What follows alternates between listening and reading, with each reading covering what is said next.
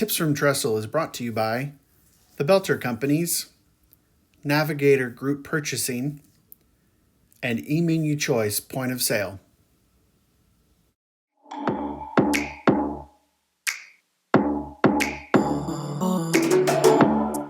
Welcome to Tips from Trestle. This podcast is dedicated to discussing the senior living industry with a unique focus on food, hospitality, and leadership. I'm your host, Aaron Fish.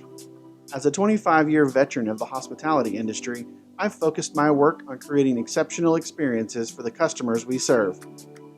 My goal for this podcast? Educate, inform, and inspire leaders in senior living to bring food and hospitality to the front of mind in our industry. Let's bring the innovative and passionate spirit of hospitality to everything that we do, for the residents, families, guests, and employees we serve each and every day. So what are we waiting for? Let's get to it.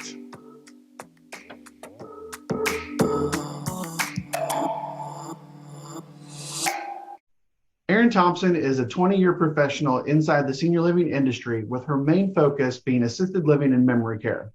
She started her career as a volunteer and worked her way to becoming an executive director by age 28. She has a passion for serving the residents and the family members inside her communities, and she has been able to use that passion to lead each community to high occupancy and peak performing teams. Erin's entire career has been dedicated to struggling communities and creating a culture of teamwork, hard work, and success through motivation and fun. Erin's new passion project is Aspire for More with Erin, and it is a company created to educate, equip, and empower the families caring for elderly loved ones, but also to serve the leadership teams inside the senior living industry. Aspire for More with Erin is a group and individual leadership development company that focuses on mindset, motivation, and momentum. Aspire for More with Erin's main mission is to fill in the gaps of training and development for current and future professionals so the industry can create, hire, and retain great leaders. Erin, thanks for joining me today on Tips from Trestle. You're welcome. I'm happy to be here. So you are the first executive director I've had on my podcast. And so we're going to deep dive into that aspect of it. But first, I want to know how you got into senior living, right? What I have learned is nobody that has been in the industry for a long while just kind of said, I'm going to go work in senior living. We kind of all seem to have stumbled into it in a good way. And so I'm curious to hear your story. Well, mine started in college. I needed some volunteer hours. And at the same time I needed volunteer hours, my grandparents were kind of needing some help. My grandmother was going into the hospital to have surgery, and my grandfather needed a respite stay. And so I took it upon myself to find a place for him to stay while my grandma was in the hospital. We call her Monty, so I need to refer to her as Monty. But I went and toured different communities, and when I walked into a particular community, I felt at home, and I was like, oh my God, what is this place? And I did my volunteer hours there and just fell in love. And my grandfather actually wasn't even able to stay at the respite stay. He just started his process into the end of his life journey and took care of him. And then after that, continued at that community. And then they offered me a part-time concierge job and then a full-time concierge job. And then after I graduated college, I went on to be a sales and marketing director at another community. And my dream job was to be at that first community as the sales and marketing director. And I did it. And then a year later, I was the executive director. So yeah, that's the story. Doesn't surprise me one bit. There's always some sort of either family tie or kind of I stumbled across it and found that this was something I was passionate about. And so I love that your grandparents were involved in that. And so I want to kind of dig in a little bit on your background as an executive director, right? And, we've talked to a lot of different people about food and hospitality, but I'm curious the perspective of an executive director, not necessarily having a background with food or hospitality. And so One of the things I'm curious about is, as an executive director, what would you look for as you were hiring and staffing up your team in the kitchens and the dining rooms in your communities? Today, I want to tell you about one of Tressel's senior living partners, Belter. Belter is a food service design, equipment, and supply company that has been providing expert guidance to the food and beverage industry for nearly a century. A strategic partner to the most successful food service operations in the country, Belter provides support in kitchen and bar design, equipment procurement and install, and supplies. Their team of senior living food service experts have experience across the continuum of care. From independent living to skilled nursing and CCRCs, Belter specializes in right-sizing new facilities, modernizing remodels, and providing the right food service equipment and supplies. At Belter, they are committed to creating memorable experiences for their customers and their guests. With their top-notch team and a global network of quality supplier partners, their customer-focused approach is built on a foundation of collaboration and decades of industry experience. So thank you for considering Belter for all of your food service needs. Well, I like to say that cooking is an art form. I think I learned that through the years, that they're very artistic, creative people. And I also learned through trial and error how artistic and creative people can be. And so I wanted to make sure that people that I hired had that artistic and creative flair, because if they didn't, then they wouldn't work in a setting that really wants you to have that artistic flair. We want you to go out and show everybody what you got, to make that bananas Foster in the dining room, or to go out and be happy that you're wearing your hat and go and speak to the residents. So I certainly had my fair share of, nope, that's not going to work, and that kind of thing. And so you learn through the trial and the error that emotional resiliency is number one. And then number two would be, do you want to display your talents to a crowd that's here all the time? They want to see what you have to offer. And do you want that? And if you don't want that, if there's somebody else on your team, are you okay with that person doing it? And I also think that leadership is required inside the culinary team. And they probably need more leadership than what people think they do, because most cooks are creative and passionate people too. And they can go off on a tangent. So for sure. It's funny you brought up the resiliency part, right? A lot of people that are in the hospitality industry, that if they come into senior living for the first time, it's I talk about transactional versus relational, kind of how you handle things, and hospitality outside of what we do is very transactional, but what we do is more relational. And so having that resident who is constantly like nitpicking what you're doing and saying, oh, well, I would do it this way, or I was a cook and that's not how I would make it, obviously can wear on a person. And so when you're talking about creating resiliency or looking for resiliency in those people, how do you do that? Especially sitting from that executive director's seat and looking at the community as a whole. Navigator is the largest full-service GPO that exclusively focuses on the senior living community. And what that means is we provide products and services that help our members provide a great environment for their residents, such as like MRO, hospitality equipment, food, business products, as well as technology solutions. We actually surround our members with a level of support unmatched in the industry. What I have always done is I try to think that behaviors are really just forms of communication. And so I never look at what the resident is or how the resident is talking to me or taking it as a personal insult. And I've trained all my managers to do the same. So if we know that there is a resident who's going to complain about every meal, that is a pattern. And if we have literally tried everything that this resident has said, then there's nothing more than we can do but do our best for her or him, right? Because I have had both. It's a consistent thing. If we don't do anything to try to solve his problems, then that's our fault. But if we listen and we do, and it's not good enough, and we listen and we do, and we listen and we do, we've identified a pattern. And then we have to really look at, is this controllable? Is this controllable? And we've controlled what we could control. And now we're just going to listen to him because that's, or her, listen to the resident because that is what they want us to do. Because ultimately that is what they want us to do. Right. Right.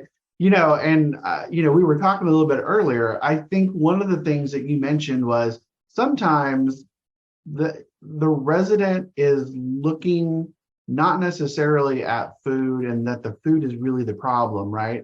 It's the easy like touch point. It's the very convenient touch point of, well, I don't like this and I don't like that. And food is 3 times a day. And so it becomes kind of the scapegoat for other things that maybe they're dealing with. And so I'd love for you to kind of talk a little bit more about how you handled that situation, especially when you think about the chef or the dining director who's getting beat up by that resident, maybe not being aware of that. Yes. So one thing is that we have a captive audience. We have residents who are there 3 meals a day, 7 days a week, potentially 365 days a year. So that comes with its own set of problems. Mm-hmm. And then the next thing is that they want to control what they can control. And they can't control the needs that they have physically or the needs that they have mentally, but they can control whether or not they like this meal. That's the second thing. The third thing is sometimes they're just mean. And it's nothing that I can do or that you've done, right? It's just it's just the way they are. And so if I have insight to that resident and I have seen a pattern, then I communicate that pattern to the culinary team. But I also think that the servers will sometimes do things that will make a resident upset. And if the servers can work from a proactive standpoint, like Mrs. Thompson needs her meat cut up, or Mrs. Thompson likes her sauerkraut with her hot dog to come on the plate. Those tiny details matter. And if the servers miss those details, then the cooks will kind of get the brunt of that. And the more we can make the dining room a very personalized experience, the better the all-around experience will be. And behaviors sometimes are just forms of communication and they just are attention seeking. And so once you eliminated all those other things, then show a little love and they're probably going to be okay. I once had a resident who wanted 6 grapes. 6 grapes. 6 grapes. She Okay. didn't want 7. She didn't want 5. And if we gave her 5, she would ask for 6. If we gave her 8, she would say that that's too much. And so we had a choice to really resent that behavior or just give her 6 grapes. Yeah. And we gave her 6 grapes. Yeah, no, you know, and it's interesting. That story kind of in and of itself kind of points to what you were talking about of they want to have control where they can have control, right? Because I think a lot of times that piece gets overlooked where it's, especially when you think about like assisted living or memory care, right? They're there not because they necessarily want to be there. They're almost sometimes there because they need the additional support. Being at home isn't a solution. And so now they've lost a lot of that control, right? And so they're trying to gain it back. And food is a very easy way to do that. And so, kind of let's talk a little bit about how an executive director can support their team with understanding this. Like, how do you go about like bringing them on? How do you get them to be more acclimated to senior living and working in a community? What's been your experiences with that as an executive director? I really hone in on, let's be creative. What do you like to do? What's your favorite dish? What's your favorite thing to bake? Do you prefer to bake? Do you like, the meal type food? Do you like the hot food? So once I know what they like best, then we focus in on that. We focus in on what they like and we market to the residents, guess what we're about to get, and try to invite them into lifestyles and really create that connection, because without that connection, residents can be kind of harsh, but if you have that connection and there's that personal kind of touch that you do, they won't be as harsh. And Right. I feel also that sometimes culinary will kind of isolate themselves, whether it's the director or whether it's the servers or even cooks in the kitchen, and they don't come to meetings and they don't get that pat on the back that they really deserve. So I have always forced them to come to the meetings lovingly and saying, you want to be here.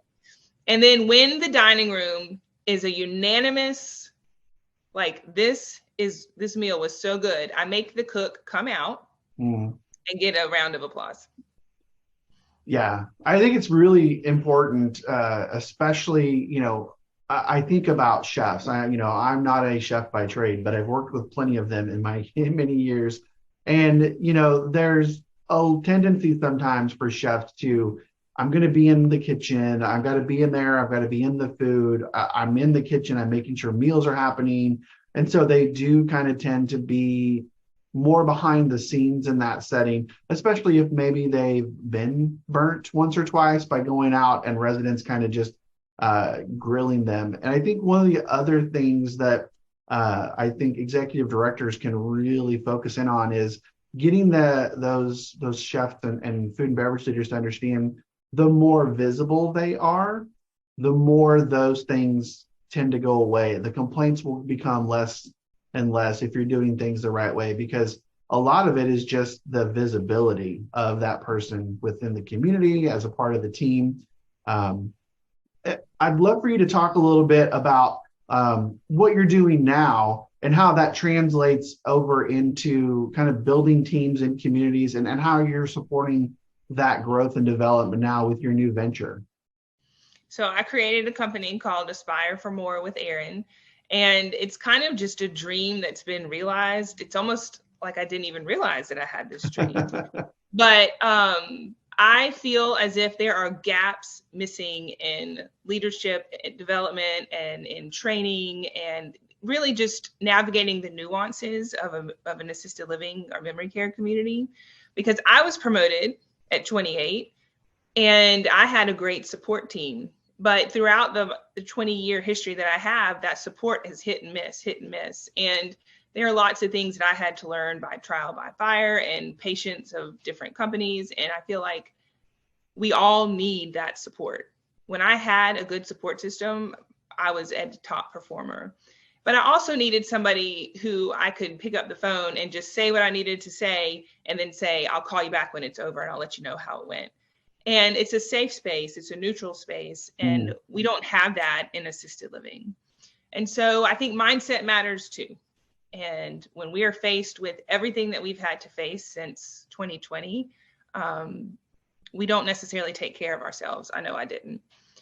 So I believe if we can hold space for each other and motivate each other and come together as groups and just have that space together, that's kind of my goal, to fill in the gaps, to be that emotional support for somebody, because there's no one really out there who has executive directors experience speaking to executive directors. Like, I got you, we've got this, we can do this, without judging their performance too. Yeah, it's interesting. I was talking with another sales and marketing professional in the industry about this a little bit. And what we find, and I think you're speaking to this, is that it's, hey, we have this kind of symptom of, we see a high performer, we need a high performer in a new role or a different role. So they get promoted. And it's kind of that age-old management fallacy of, somebody was a rock star in their previous position, so now that we put them in this new management role, they're just going to knock it out of the park, But what we don't necessarily always do is identify, are they capable? Do they have the skill set, which is different than what they were doing before?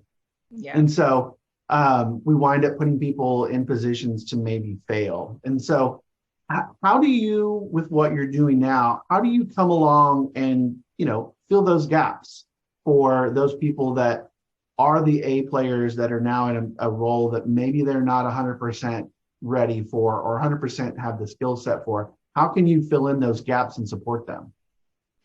So I've created kind of like a roadmap.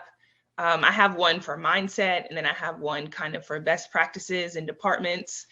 I feel like I was a sales and marketing director that was promoted to an executive director. I had zero management experience, none. And I was in a community that I started at when I was 19. So I was managing people that saw me as a teenager still, you know? Right. So that was a bit of a struggle. And so I think there's things that we can go through, like honest talking. Like you would need to say to me, this is what I need help on. I don't understand this concept. And then we're going to walk through that concept in each department and figure out the best practices. We're not going to necessarily speak about regs because I really want this to be a nationwide concept. But we're going to talk about making sure that the families feel just as important and special leaving your community as they did coming in. We're going to talk about managing people, understanding that behaviors are really forms of communication, how to meet people where they're at in that gray area, how to give your company what they're looking for, because not everybody knows, not everybody gets those reports in and try to decipher what the company is trying to tell you. And if you're a struggling ED or any other manager inside of a community, then let's go through your expectations and let's figure out a plan to meet them. I have seen where people come give you 25 tasks to do as a new manager and walk out and leave. So they've left you 25 tasks, but they haven't given you a plan on how to do that. And they just expect you as a new manager to be able to do that. That's unfair. Yeah. That's unfair. And so I'm the person that wants to say, okay, let's bite this into one step things that we can do. Because if you can't see the forest through the trees, you're not going to succeed. And we need you to succeed. Yeah, no, I think it's telling that, that you bring up this example of here's your list now, good luck with it. I think, some of that I think stems from just this, it goes back to that idea of maybe there's that higher level support that is put in that spot, and maybe they haven't gotten the training as well on how to support a community leader. And it really just kind of, how do we create this safe space, if you will, for that communication to happen? Because I think there's a lot of fear when people are new leaders to be able to come out and say, look, I don't understand this. I don't know this. I'm not sure I can be successful without this. And they're worried about what's going to happen. I know as a young leader, I have that problem. I was afraid to ask questions for the fear of being the young guy who was promoted too soon, and kind of that fake it till you make it mindset, which you're always going to have a little bit of that, but you got to be prepared and ready for it. And so I think you're speaking to a lot of the things that we need for like new EDs and new managers and directors in the industry. And so one of the things you talk about is, we talk a little bit about mindset, but you talk about motivation. So what are some things that you're doing around motivation that can really help teams come together and kind of thrive as they come together? I think motivation, for one, when you celebrate the small things. I was never good at celebrating the small things. I had the end result in mind, and that's where I was going. And all these little small milestones meant nothing to me. But that is a road to burnout. That is a road that I have lived on, I would say, more than half of my career. And COVID taught me to celebrate the small wins, to celebrate them. And I had so much fun, I have to say it. Last 2 years have been very stressful for a lot of different reasons.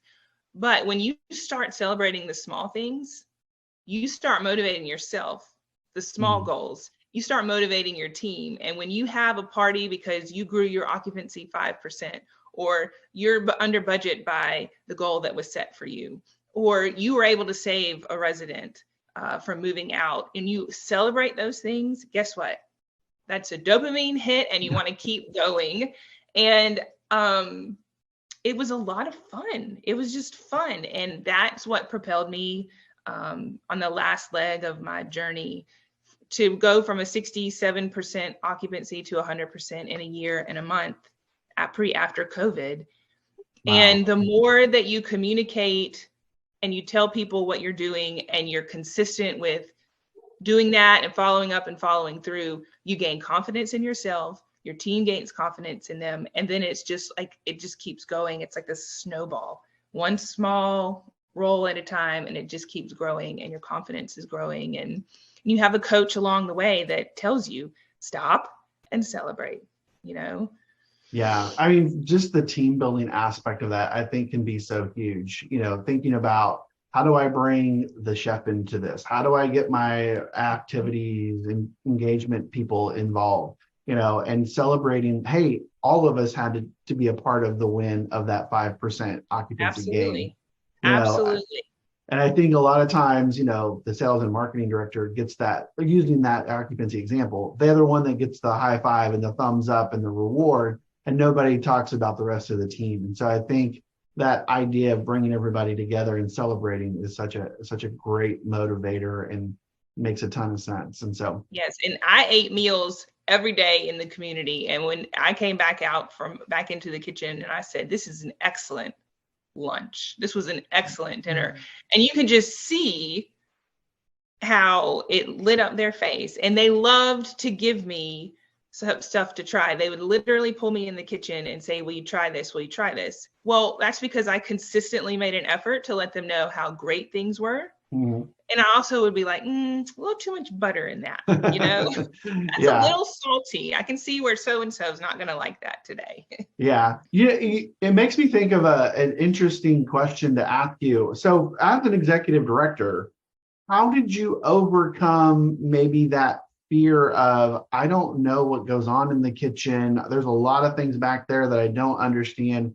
Like, what did you do to overcome that? That's one of the things I find so often is that the EDs are like, well, I never worked in a kitchen. I didn't work in a restaurant, you know, so I don't know how that works. So I'm just going to trust my chef or my director to take care of it. And we both know that that's a recipe for disaster. So how did you overcome that kind of obstacle that you might have faced?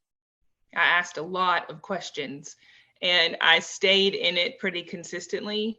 And, you know, I never had to cook a meal. I've had to be 3 managers at one time. I never had to cook for, you know, over 100 residents and associates, which I was very thankful for. But I knew how to manage the kitchen to avoid that. I always had my pulse on the schedule. I always had my pulse on, did they work too many hours that week? Can I give them another day off? And when we had to order, if my culinary director was out on leave or didn't have one at that time, we did it together. And I learned how to do that. And I also utilized my vendor to kind of come in and teach me things too, and use different support systems or people inside the home office. But I always knew who was working, what their hours were, have they worked too much, and just made sure to check in and be like, are you okay? Do you need time off? Do we need to do things like that? And we had this, you know, your standard 5-week cycle menu, and you kind of knew what was coming. The key is consistency. That's your superpower to anything. And asking questions. Fear will stop you. I've lived in fear for a long time, especially working in the senior living industry. We all know how brutal that is. Right. But fear can also motivate you. And there just comes a point where the executive director is held responsible. So you just need to know it.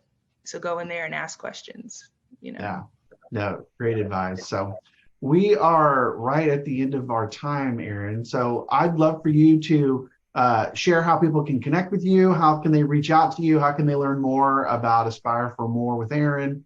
Kind of share with us how they can do that. Okay, so my website is www.aspireformorewitherin.com, and my email is Erin Thompson at aspireformorewitherin.com. You can hear me on the I Have Fallen and Need Some Help podcast and the new podcast, Aspire for More with Erin, and Instagram is Erin_Thompson32. Awesome. Well, Erin, I loved having you on here today. This conversation, that ED perspective, I think is so important. There's so many of them out there that need to need this kind of support, and having a resource like you is going to be beneficial. So thank you for joining us today here on Tips from Trestle. It was my pleasure. It was exciting. Thank you. So there you have it, another one in the books. Thanks again, everybody, for listening. Please follow, like, and subscribe on YouTube, Spotify, Apple, or wherever you get your podcasts, and follow us on Twitter at Tips from Trestle. You can also learn more about the work I do by following me on LinkedIn, Twitter, Instagram, and even TikTok. And be sure to check out Trestle Hospitality Concepts at www.trestlehospitalityconcepts.com. I'm your host, Aaron Fish, and this has been another episode of Tips from Trestle.